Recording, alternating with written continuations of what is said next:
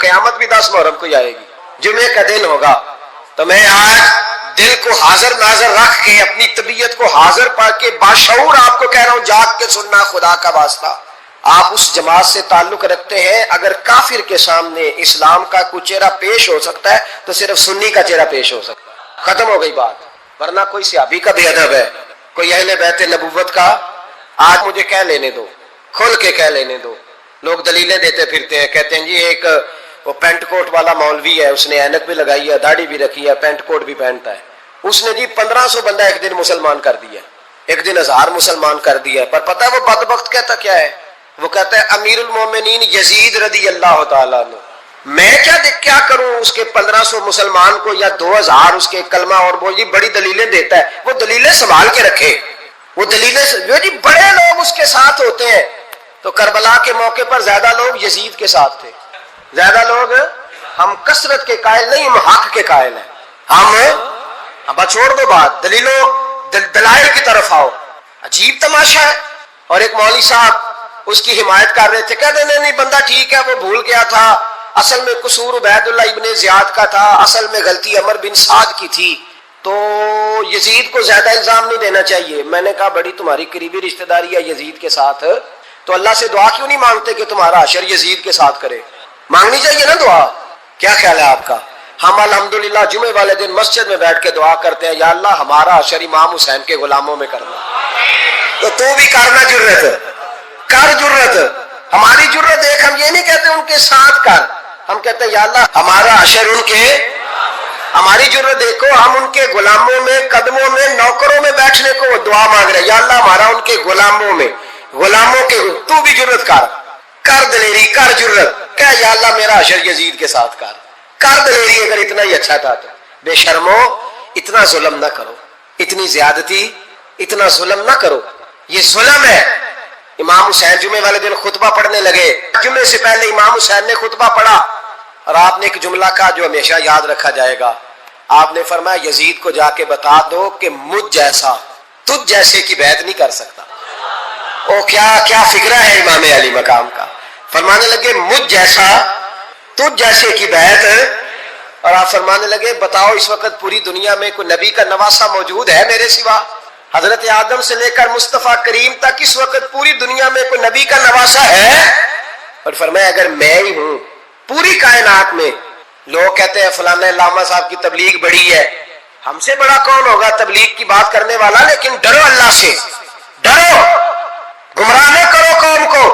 یہاں تباہی اتر گئی ہے. کوئی بڑی داڑھی رکھ کے معاذ اللہ تعالیٰ اہل بیت کے بارے میں بکواس کرتا ہے، اور کوئی بالکل داڑھی مڈا کے ننگا سر کر کے ممبروں پہ ناچتا ہے اور صحابہ کے بارے میں بکواس کرتا ہے.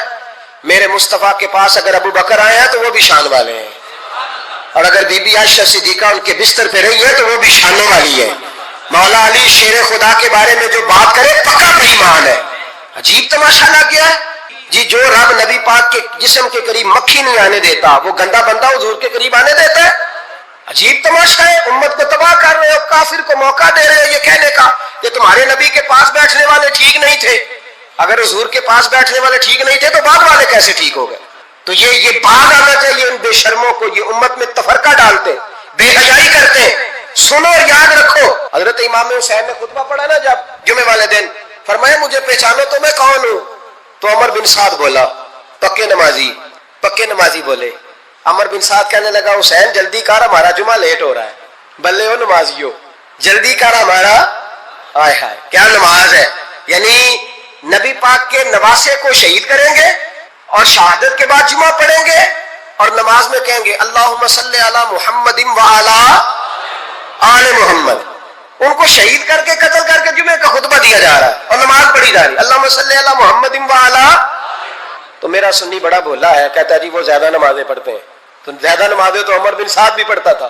تو بھولا او خدا کے. دیکھیں نا جتنی نماز کی اخلاق کی بات شاید میں کرتا ہوں، آپ کو جماعت میں کم لوگ ملیں گے، لیکن یاد رکھنا نماز عقیدہ نہیں، روزہ عقیدہ نہیں. عقیدہ حسین ہے، عقیدہ حسن ہے، عقیدہ علی ہے، عقیدہ عثمان غنی ہے، عقیدہ عمر فاروق ہے. میں اس شخص کو کیا کروں؟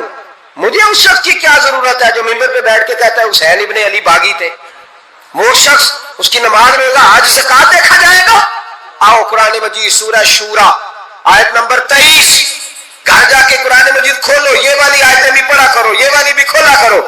صحابہ جمع ہو کے نبی پاک کے پاس آئے، عرض کی یا رسول اللہ صلی اللہ علیہ وسلم آپ کے خرچے زیادہ ہیں، آمدن کا ذریعہ کوئی نہیں۔ جس طرح آج لوگ ہر پیر صاحب سے نہیں پوچھ رہے، علامہ صاحب سے، کہ آپ کام کوئی نہیں کرتے، کپڑے پھر بھی سفید پہنتے ہیں، کیا ذرائع آمدن ہے، پھر بھی آپ گاڑی میں گھومتے ہیں۔ ہمارا تو پروگرام تھا مولوی بھوکا مر جائے، پر اس کے پاس آتے ہیں تو یہ تازی چائے پلاتا ہے، کیا مطلب کس طرح کا رویہ ہے؟ صحابہ کے بار وہ یہ نہیں سوچتے تھے آتے کہاں، وہ کہتے تھے آگے بڑھ کے حصہ ڈالیں۔ وہ سارے آگے بڑھے، کہا یا رسول اللہ صلی اللہ علیہ وسلم اخراجات زیادہ ہیں، ذرائع آمدن بظاہر کوئی نہیں، نذرانوں پہ اعتراض نہ کیا کرو، نذرانہ دینا نبی پاک کی سنت ہے، نذرانہ قبول کر لینا نبی پاک کی، بولو، حضور کی سنت ہے۔ تو صحابہ جمع ہو کے آئے، ایک جگہ پہ میٹنگ کی، کہا تھوڑے سے پیسے ہر مہینے پیش کریں گے۔ تو حضور سے بات کون کرے گا پیسوں کی؟ کہا ہم نے نہیں کرنی، نبی پاک کے چچا جناب عباس کریں گے۔ حضرت عباس رضی اللہ تعالیٰ عنہ کے ذمہ لگایا گیا، جناب عباس آئے، حضرت عباس رضی اللہ تعالیٰ عنہ پیسے لے کے آئے، اور سیانے بندے تھے، انہوں نے بڑی سمجھداری والی عقل مندی والی بات چھیڑی۔ یہ نہیں کہا کہ حضور ہم یہ نذرانہ دیں گے، کہنے لگے یا رسول اللہ ہمیں پتہ ہے آپ کی مذہبی مصروفیت اتنی ہے کہ آپ کو ٹائم نہیں ملتا کاروبار کرنے کا، اگر آپ کام کریں گے تو پھر آپ کس طرح کر کے دین کا کام ہو سکے گا، اور یا رسول اللہ آپ نے جو ہمارے لیے کیا ہے اس کا ہم بدلہ نہیں دے سکتے، ایک حرف کا بدلہ نہیں دے سکتے، حضور یہ تھوڑا سا نذرانہ ہر مہینے لایا کریں گے، قبول کر لیں۔ نبی پاک کے سامنے رکھا ہی تھا کہ اللہ کا قرآن بول پڑا، کا کل لا اسألکم علیہ اجرا، محبوب ان سے فرما دو کہ میں نے تمہارے لیے بڑی تکلیف سہی ہے، پر میں تم سے کوئی اجر نہیں مانگتا، تم سے کوئی اجر نہیں مانگتا، ہاں اگر تم نے کچھ کرنا ہے الا المودۃ فی القربى، تو میرے قریبیوں سے پیار کرتے رہنا، میری ختیجہ سے پیار کرنا، میری عائشہ کا ادب کرنا، میرے قریبیوں کا احترام کرنا۔ یا رسول اللہ ازواج تو گھر میں ہے ہی قریبی، کوئی اور بھی خاص ہے جس کا ادب کرنا ہے؟ تو نبی پاک نے فرمایا ہاں علی، فاطمہ، علی اور فاطمہ کی اولاد، فرمایا ان کا ادب کرتے رہنا، اس کا مطلب یہ ہوگا کہ تم نے میرے ساتھ بڑا ہی اچھا سلوک کیا ہے۔ ان کا فرمان ہے، نبی پاک نے فرمایا یہ میرا دین ہے، جب تم اس کا علم حاصل کرنا ہے تم نے دیکھ لینا ہے کہ تم کس سے علم حاصل کر رہے ہو۔ صرف کتاب کا اثر نہیں ہوتا، استاد کا بھی اثر ہوتا ہے، استاد کا بھی اثر ہوتا ہے۔ تو محبوب نے خود فرمایا کہ دیکھو تو صحیح بندہ کون ہے جو بات کر رہا ہے۔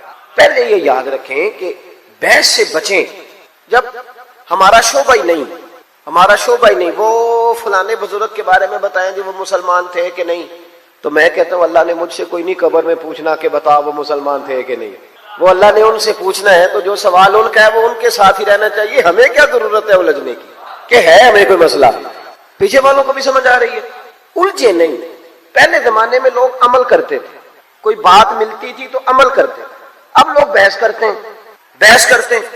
بھئی کتنی کتابیں لکھی جا چکی ہیں کہ میلاد شریف جائز ہے، پوری دنیا میں میلاد منایا جاتا ہے، عرب میں، عجم میں، ہر جگہ، لیکن ہر سال 12 ربیع الاول کو سنی اٹھ کے پوچھنے لگ جاتا ہے جی فلانا مولوی یہ کہہ رہا تھا، تو آپ بتائیں جائز ہے کہ ناجائز ہے؟ تے میں کہ ساڈے کولوں تے تو ہی نہیں منیا ساری عمر تے اونوں اسا کی منانا ہے، تینوں ہی نہیں سمجھ آئی بیلیا، تو پھر پوچھ رہا ہے ہر سال ہی کہ منانا ہے کہ نہیں منانا۔ تو عمل کریں، بحث نہ کریں۔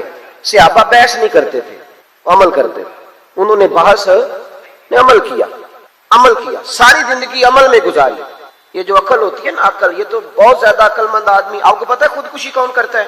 بہت عقل مند آدمی خودکشی کرتا ہے۔ کیوں بھلا؟ اس لیے کہ وہ اپنا دکھ کسی کو بتاتا نہیں، وہ اپنے آپ کو سب سے سیانا سمجھتا ہے۔ دکھ جب بتایا جاتا ہے تو دکھ بٹ جاتا ہے، تقسیم ہو جاتا ہے۔ وہ جو عقل مند آدمی ہوتا ہے وہ کہتا ہے میں کسی کو بتاؤں اتنا سیانا ہو کے، تو گھٹ گھٹ کے مر جاتا ہے، خودکشی کر لیتا ہے۔ یہ جو عقل ہے نا، عقل، اقبال کہنے لگے عقل کو تنقید سے فرصت نہیں، 2 3 4 منٹ نہیں تنقید کرتی، بلکہ ہر وقت ہی کرتی رہے، فرصت ہی نہیں، فارغ بیٹھتی نہیں۔ عقل کو تنقید سے فرصت نہیں، تو عشق پر ایمان کی بنیاد رکھ، تو مان چپ کر کے، بحث نہ کر، مان۔ یہاں لوگ عقل مند بنے ہوئے ہیں، وہ بحثیں کرتے پھرتے ہیں، کرنا چاہیے کہ نہیں، ہونا چاہیے کہ نہیں، دیکھنا چاہیے کہ نہیں، پڑھنا چاہیے کہ نہیں۔ تو بحث کر رہا ہے بھائی، تو ڈیوٹی کر۔ غلام جو ہوتے ہیں نا، غلام وہ بحث نہیں کرتے، غلام بحث لیکن آپ نے اپنے غلام سے کہا، خادم سے کہا، نوکر سے کہا کہ 500 روپیہ لے آؤ بازار سے چینی لاؤ، تو غلام کہہ دے جناب تسا کی کرنی چینی 500 دی 50 نال کم چلا لو۔ آپ یہ بات کرنے دیتے ہیں نوکر کو؟ کیوں نہیں کرنے دیتے؟ وہ عقل مند ہے، اس نے سیانی بات کی ہے، اس نے کہا ہے کہ چینی خراب بھی ہو سکتی ہے، بارش میں جم بھی سکتی ہے، تو مہربانی کریں 50 کی منگائیں، 500 کی نہ منگائیں۔ آپ اس کو بات نہیں کرنے دے رہے، کیوں نہیں بھلا کرنے دے رہے؟ آپ اس کو کہہ رہے ہیں بھائی تو نوکر ہے، تو نوکری کر، مشورہ نہ دے، تو نوکری کر۔ ہم سارے نبی پاک کے غلام ہیں، ہے نا جی؟ ادھر دیکھیں میری طرف، امام حسین کے غلام ہیں، صحابہ کے غلام ہیں، تو نوکری کرنی ہے کہ بحث کرنی ہے؟ لیکن ہم بحث کر رہے ہیں، پابندی سے بحث ہوتی ہے۔ امام احمد بن حنبل رحمت اللہ تعالی علیہ ایک غلام خرید کے لائے بازار سے، آپ نے اس سے پوچھا تمہارا نام کیا ہے؟ تو وہ کہنے لگا حضور غلاموں کے نام نہیں ہوتے، آپ کسی کو بھی آواز دیں گے تو میں سمجھوں گا مجھے ہی بلا رہے ہیں، آپ دیکھنا میں حاضر ہو جاؤں گا۔ تو امام احمد بن حنبل فرمانے لگے تو کھائے گا کیا؟ کہنے لگا حضور غلاموں کی چاہت نہیں ہوتی، جو ٹکڑا بچ گیا ڈال دینا، میں چپ کر کے کھا جاؤں گا۔ آپ نے فرمایا یہ میرے کمرے ہیں، حجرے ہیں، کوئی حجرہ پسند کر لے، کہاں رہے گا؟ کہنے لگا حضور غلاموں کے نخرے نہیں ہوتے، غلام نوکر کی تھے نخرہ کی، غلاموں کے نخرے، غلام عمل کرتے، غلام عمل کرتے۔ غلاموں نے جب دیکھا نا کہ غلامی کرنی ہے تو کھل کے غلامی کی، بحث نہیں کی۔ حضرت عمر فاروق جمعہ پڑھا رہے تھے، امام حسین آ گئے، عمر چھوٹی تھی، عمر عام آدمی نہیں، جناب عمر مدینے میں بیٹھ کے نعرہ لگائے تو ساری دنیا کی حکومتیں کانپنے لگ جائیں۔ کسرا کا بادشاہ کا عمر سے ملنا ہے تو حضرت عمر کہیں جا دوڑ جا، کوئی ٹائم نہیں ملاقات کا، میں نہیں ملتا۔ اتنا بڑا آدمی۔ اللہ تبارک و تعالی بہت سارے لوگوں کو مالی طور پر اپنے فضل سے وسعت عطا کر، ان کے قریبی لوگوں سے بڑھ کر، بعض اوقات ان کے اپنے بہن بھائیوں سے بھی زیادہ اللہ تعالیٰ انہیں نوازتا ہے۔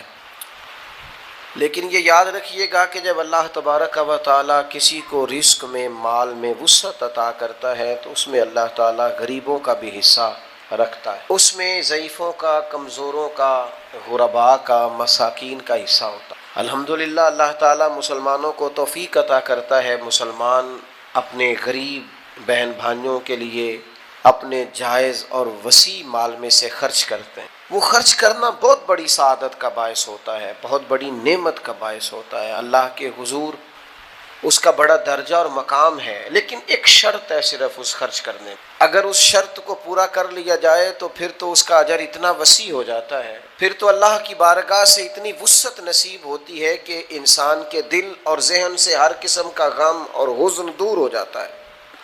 یہ قرآن مجید کی سورہ بقرہ ہے، اللہ تعالیٰ نے فرمایا الذین ينفقون اموالهم فی سبیل اللہ، فرمایا وہ لوگ جو اپنا مال اللہ کے راستے میں خرچ کرتے ہیں، ثم لا یتبعون ما انفقوا منا ولا اذى، وہ خرچ کرنے کے بعد نہ احسان جتلاتے ہیں، نہ ان لوگوں کو تکلیف دیتے ہیں جن پر خرچ کیا۔ احسان جتلانا ہی بہت بڑی تکلیف ہے۔ یوں تو ہر ایک کو شیطان سے ڈر لگتا ہے اور مجھ کو انسان سے ڈر لگتا ہے، اور جس کی ہر بات میں پوشیدہ ہو نشتر کی چبھن، ایسے ہر صاحب احسان سے ڈر لگتا ہے، وہ احسان کرے گا اور نشتر چبھوئے گا۔ تکلیف نہ دے خرچ کرنے کے بعد، احسان نہ جتلائے تو مالک تو ایسے لوگوں کو کیا دے گا؟ تو فرمایا لہم اجرہم عند ربہم، ان لوگوں کا اجر ان کے رب کے پاس ہے، اللہ کے پاس اجر ہے ان لوگوں کا۔ گویا وہ تمہیں بتایا نہیں جا سکتا، سمجھایا نہیں جا سکتا، وہ صبح قیامت ہی کھلے گا اللہ کتنا اجر عطا فرماتا ہے۔ قرآن مجید نے بیان کیا 10 گنا بھی اور 700 گنا بھی، جتنی نیت اچھی اتنا اجر زیادہ، بیان کیا مختلف جگہوں پہ قرآن پاک میں، احادیث مبارکہ میں، لیکن اس آیت میں فرمایا لہم اجرہم عند ربہم، ان کا اجر ان کے رب کے پاس ہے۔ ایک اجر بتا دیا یہاں، کون سا؟ فرمایا ولا خوف علیہم ولا ہم یحزنون، یہ جو بغیر احسان جتلائے اور بغیر تکلیف دیے خرچ کرتے ہیں نا، انہیں نہ کوئی خوف ہوگا اور نہ یہ کبھی غمگین ہوں گے۔ ان کے دل سے، ذہن سے اللہ تعالیٰ خوف کو، حزن کو، غم کو لے جائے گا۔ اور یارو مجھے بتاؤ تو صحیح، دنیا میں جو بندہ ٹینشن سے آزاد ہو جائے، خوف اور غم اور حزن ہی نکل جائے، اس سے بڑی کوئی سعادت ہے؟ تو قرآن مجید فرماتا ہے کہ یہ اس بندے کو حاصل ہوگا جو رب کے راستے میں خرچ کرے، نہ پھر احسان جتلائے اور نہ تکلیف دے۔ لا خوف علیہم ولا ہم یحزنون، نہ کوئی خوف ہوگا نہ یہ لوگ غمگین ہوں گے۔ 1000 دینار سونے کے سکے، اچھا دور تھا قحط کا، لوگوں کے حالات خراب تھے، جنگ کے لیے روانہ ہونا تھا تبوک کے لیے لوگوں نے، اللہ کے محبوب علیہ السلام نے اعلان فرمایا کہ بھئی تعاون کرو، سب لوگ مجاہدین کو لے کے جانا ہے۔ بہت بڑی رقم حضرت عبد الرحمن ابن عوف نے بھی دی، 1000 دینار سیدنا عثمان غنی نے لا کے محبوب کی جھولی میں ڈال دیے۔ حضور نہ ان پیسوں میں انگلیاں پھیرتے، اور جو لفظ ہیں صحیح حدیث میں وہ بڑے انوکھے ہیں۔ حضور فرمانے لگے آج کے بعد عثمان کوئی عمل بھی کرے انہیں نقصان کوئی نہیں ہوگا۔ اور ایک روایت میں محبوب نے فرمایا اے اللہ میں عثمان سے راضی ہوں، تو بھی اس سے راضی ہو جا۔ راہ خدا میں جب کوئی خرچ کرتا ہے لیکن اس کی طبیعت میں تکلف پیدا نہ ہو، بوجھ نہ محسوس کرے، خرچ کرے تو احسان نہ جتلائے جس کی ہر بات میں پوشیدہ ہو نشتر کی چبھن، ایسے ہر صاحب احسان سے ڈر لگتا ہے۔ میرے عزیزو، طاقتور بندہ ہوتا ہے جو خرچ کرتا ہے لیکن نہ کسی کو تکلیف دیتا ہے نہ اذیت پہنچاتا ہے، بلکہ جو پرانے بزرگ تھے وہ تو کہا کرتے تھے، جو بڑے لوگ تھے وہ تو کہتے تھے کہ یار یہ حصہ غریبوں کا ہی تھا، بس ہماری تو اللہ نے دینے کی ڈیوٹی لگائی ہے، ہم کون ہوتے ہیں کسی کو کچھ دے سکیں۔ حضرت عثمان غنی رضی اللہ تعالیٰ عنہ کو اللہ تعالیٰ نے مالی طور پر بڑی وسعت عطا کی، لیکن جتنی اللہ نے مالی وسعت دی نا اس سے بڑا اللہ نے دل بھی عطا فرمایا۔ کچھ لوگوں کے پاس تجوری بڑی ہوتی ہے، دل بڑا چھوٹا ہوتا ہے، ان کے پاس بینک بیلنس بڑا ہوتا ہے پر ذہن بڑا چھوٹا ہوتا ہے، بڑی باتیں بڑے لوگ کرتے ہیں اور بڑا اس پر لوگ تبصرہ کرتے ہیں۔ میں نے ایک سادہ سے بابا جی کی بات سنی تو وہ کہنے لگے پیسے اللہ سب کو دیتا ہے لیکن قبول کسی کسی کے کرتا ہے، ایسا نہیں کہ فلانا خرچ نہیں کر رہا، اس کے قبول نہیں کیے جا رہے۔ وَمِمَّا رَزَقْنَاهُمْ يُنْفِقُونَ، اللہ کہتا ہے تو نے کو اپنی طرف سے نہیں دینا، اس میں سے خرچ کر جو میں نے تجھے عطا فرمایا۔ ہمارے دیے ہوئے میں سے ہماری راہ میں خرچ کرنا ہے، اور اس میں بھی لوگ بوجھ محسوس کرتے ہیں۔ میں نے دیکھا ہے چہرہ ہی بدل جاتا ہے، رخ ہی بدل جاتا ہے، انداز ہی بدل جاتا ہے۔ آپ جان مانگے تو حاضر ہے، صحیح کہہ رہا ہوں آپ سے، کھانے آپ کو کھلائے جائیں گے، دعوتیں کھلائی جائیں گی۔ یہ لوگوں کا خیال ہوتا ہے فلانے بندے پہ لوگ بڑا مال نچھاور کرتے ہیں، اے تے راہ پہ آ جانی ہے یا واہ پہ آ جانی ہے، یہ تو پتہ چلتا ہے جب میدان لگتا ہے، ساری خوش فہمیاں فٹافٹ دور ہو جاتی ہیں۔ آپ کسی بندے سے سارا کچھ طلب کریں، اس کا ٹائم مانگے، خدمت مانگے، وہ ہر چیز دینے کو تیار ہے۔ جس دن آپ نے کہا نا پائیا 50 گزار دی لوڑ سی، طبیعت ہی خراب ہو جاتی۔ تو یہ کسی کسی کو توفیق ہوتی ہے کہ جس کی گنجائش بھی بڑی ہو اور ساتھ اس کا دل بھی بڑا ہو، لیکن یاد رکھنا جب اللہ تعالیٰ کسی کو عطا کرتا ہے تو وہ تنہا اس کا نہیں ہوتا، اس میں رب کریم نے غریبوں کے حصے بھی رکھے ہوتے ہیں، مساکین کے حصے بھی ہوتے ہیں، یتیموں کے بھی حصے ہوتے ہیں، غریب بہن بھائیوں کے بھی حصے ہوتے ہیں، اس کا ضرور خیال رکھا جائے۔ تو عثمان غنی کو اللہ نے بڑا دیا، لیکن پتہ ہے ان کا کمال کیا تھا؟ مسجد نبوی میں وسعت کرنی ہے، زمین خریدنی ہے، فوراً خرید کے پیش کر دی۔ مسلمانوں کو ٹھنڈے پانی کی ضرورت ہے، ایک کنواں چاہیے، بیر رما کا کنواں فوراً خرید کے پیش کر دیا۔ کسی صحابی کو ضرورت پڑی، حضور کے اہل بیت کی بارگاہوں میں نذرانے پیش کرنے کا وقت آیا، کہیں کسی موقع پر کوئی بھی ایسا معاملہ آیا تو خرچ کرنے والوں پہلی صفوں میں جناب عثمان غنی سب سے آگے آگے نظر آئے۔ یہ اللہ تبارک و تعالیٰ نے ان کو وسعت عطا کی تھی، اور ہر مقام پر انہوں نے دل کھول کر، سینہ کھول کر اپنی طبیعت کے مطابق خرچ کیا۔ آپ یاد رکھیں گے اس بات کو اور اچھی طرح سمجھیں گے کہ یہ ان کا بہت بڑا وصف ہے۔ ایک تو بڑے وسیع تھے خرچ کرنے کے معاملے میں، دوسری حضرت عثمان غنی رضی اللہ تعالیٰ عنہ کے اندر یہ حضرت عثمان غنی نا خوبصورت بھی بڑے تھے۔ ایک مقام پہ فرمایا، حدیث پاک میں نبی کریم علیہ السلام نے فرمایا کہ جب تمہیں کوئی ضرورت پڑے نا، حاجت پڑے، تو روشن چہرے والے آدمی سے بات کیا کرو، خوبصورت چہرے والے لوگ۔ یہ چہرہ بھی بہت بڑی دلیل ہوتا ہے، بہت بڑی علامت ہوتا ہے، چہرے کا تابناک ہونا، روشن ہونا۔ اس سے مراد یہ نہیں کہ آدمی بڑا گورا چٹا ہو، چہرے کا روشن ہونا اور چیز ہے، تابناک ہونا اور چیز ہے، وزادار ہونا اور چیز ہے۔ اللہ کے محبوب نے تو فرمایا جسے دیکھ کے رب یاد آئے وہ اللہ کا ولی ہے۔ چہرے جو ہوتے ہیں نا، چہرے ہی ہوں گے قیامت میں، وجوہ یومئذ ناظرہ الی ربہا ناظرہ۔ فرمایا قیامت میں کچھ چہرے چمکدار ہوں گے، کیوں؟ اس لیے کہ اپنے رب کا دیدار کریں گے۔ چمکدار ہوں گے کچھ چہرے، اللہ کو دیکھیں گے، چمک اٹھیں گے۔ حضرت عثمان غنی اتنے خوبصورت تھے کہ حضور علیہ السلام سے ایک شخص نے پوچھا جنت میں بجلی ہوگی؟ ہے نا بجلی کا ذکر قرآن میں، یکاد البرق یخطف ابصارهم، بجلی کا بجلی ہوگی جنت میں؟ اللہ کے حبیب علیہ السلام فرمانے لگے جب عثمان غنی جنت میں منتقل ہوں گے تو ان کے چہرے کی برکت سے اللہ نور علی نور فرما دے گا۔ سونے بڑے تھے لیکن اتنے خوبصورت تھے، اس کے ساتھ اتنے وزادار تھے۔ حضرت عثمان غنی قسم اٹھا کے کہتے ہیں، اور یہ دعویٰ چند لوگوں نے کیا ہے دنیا میں، قسم اٹھا کے حضرت عثمان غنی کہتے ہیں مجھے اللہ کی قسم، قبولیت اسلام کے بعد تو خیر رنگ ہی اور ہے، فرماتے ہیں دور جاہلیت میں بھی میں کبھی بے حیائی کے قریب نہیں گیا۔ اللہ نے شرمگاہ کو محفوظ رکھا، عفت، پاک دامنی، ترہ امتیاز ہے سیدنا عثمان غنی کا۔ حضرت عثمان غنی کو اللہ تبارک و تعالیٰ نے یہ خاص نعمت عطا فرمائی۔ پھر اس کے بعد حضرت سیدنا عثمان غنی رضی اللہ تعالیٰ عنہ کو مزاج اللہ تبارک و تعالیٰ نے ایسا دیا تھا کہ جب سخت فتنے آ گئے تھے نا، آزمائشیں آ گئی تھیں، کبھی کبھی انسان پر ایسا وقت آتا ہے کہ چاروں جانب سے اسے فتنے گھیر لیتے ہیں۔ ایک درویش کہا کرتے تھے کبھی کبھی پتھر کھانے کا ٹائم آ جاتا ہے، تو بندے کو چاہیے نا کہ پھول کھانے کے دنوں میں جس طرح وہ خوش رہا ہے اسی طرح اللہ کی رضا پر ان دنوں میں بھی خوش رہے۔ فتنوں کا دور آیا، چاروں جانب سے حضرت عثمان غنی پر بلوائیوں نے گھیر لیا، حالات اور کے اور ہو گئے، اور شدید فتنہ گری ہے۔ قربان جائیں آپ کے غلام ابو سہلہ، وہ فرماتے ہیں کہ ہم نے حضرت عثمان غنی رضی اللہ تعالیٰ عنہ سے سوال کیا تو حضرت عثمان غنی رضی اللہ تعالیٰ عنہ فرمانے لگے مجھ سے نبی پاک علیہ السلام نے ایک عہد لیا تھا اور میں اس عہد پر قائم ہوں، حالات جیسے مرضی دگرگو ہو جائیں، فتنے جتنے مرضی سار اٹھائیں، جو مجھ سے عہد لیا تھا حضور نے میں استقامت کے ساتھ اس پر قائم ہوں۔ یہ کب بات ہوئی؟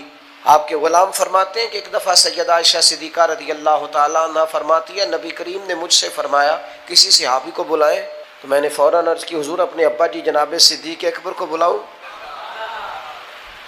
حضور فرمانے لگے نہیں، ہر موقع ہر شخص کا تو نہیں نہ ہوتا، سب کی اپنی اپنی شان ہے پر اپنی اپنی انفرادیت بھی ہے۔ تو میں نے عرض کی حضور عمر فاروق کو بلاؤں؟ فرمایا نہیں۔ میں نے کہا آپ کے چچا کے بیٹے شیر خدا کو بلاؤں؟ کہا نہیں۔ حضور کس کو بلاؤں؟ فرمایا عثمان غنی کو بلاؤ۔